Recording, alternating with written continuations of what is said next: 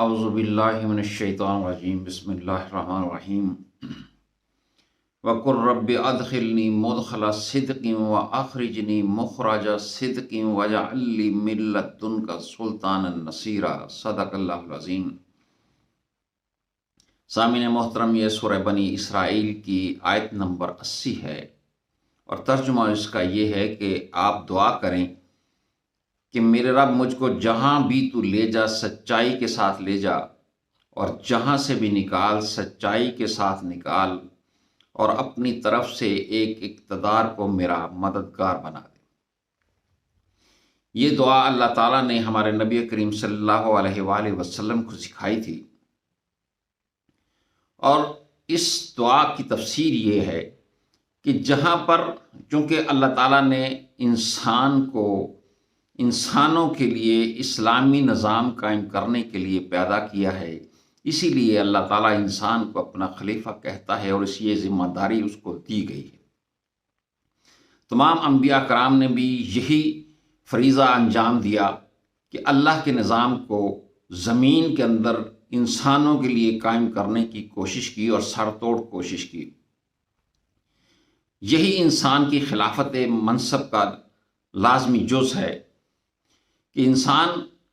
زمین کے اوپر اللہ کا نظام، اسلامی نظام قائم کرے تاکہ تمام انسان اپنی آخرت کو بچا سکیں اور آخرت میں کامیابی حاصل کر سکیں۔ اگر کہیں پر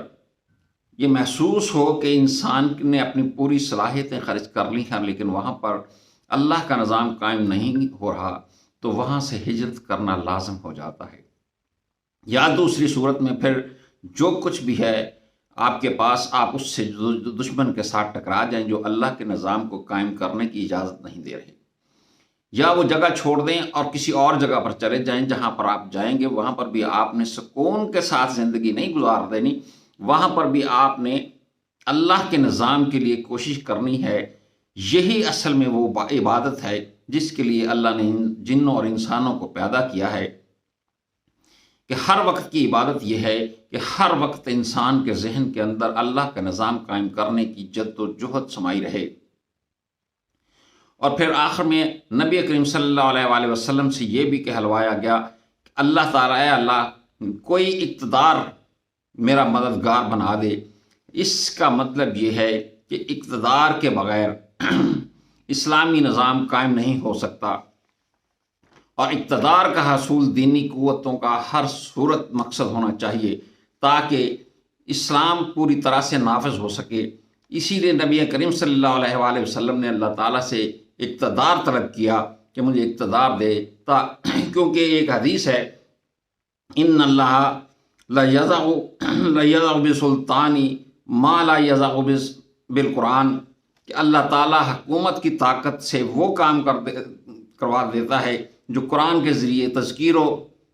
نصیحت کے ذریعے سے نہیں ہو سکتا۔ لہذا یہ جو حکومت ہے اس کے زور سے آپ اسلامی نظام قائم کر سکتے ہیں، اس کے بغیر اسلامی نظام قائم ہو نہیں سکتا۔ نہ انسانی تاریخ کے اندر کوئی ایسی مثال ملتی ہے کہ اقتدار کے بغیر اسلام نافذ ہو سکے۔ اس لیے اپنے اللہ کے دین کو غالب کرنے کے لیے اقتدار حاصل کرنا عین دینی ضرورت ہے، عین دین ہے، عین مطلوب ہے، اور صرف اپنی خواہشات اور اپنے مفادات اور اپنی دنیا کو پرآسائش بنانے کے لیے اقتدار حاصل کرنا کفر ہے، اور ان طاقتوں کے ساتھ انسان کو کبھی نہیں کھڑا ہونا چاہیے۔ جب بھی انسان کو کھڑا ہونا چاہیے اقتدار کے لیے، ان لوگوں کی سپورٹ کرنی چاہیے جو اللہ کے دین کو قائم کرنے کے لیے اس دنیا کے اندر کوششیں کر رہے ہیں۔ اللہ تعالی ہمیں دینی قوتوں کی حمایت کرنے کی توفیق عطا فرمائے، اس کام کے لیے ہمیں ہماری کوششوں کو صرف کرنے کی توفیق عطا فرمائے۔ وما علینا الا البلاغ۔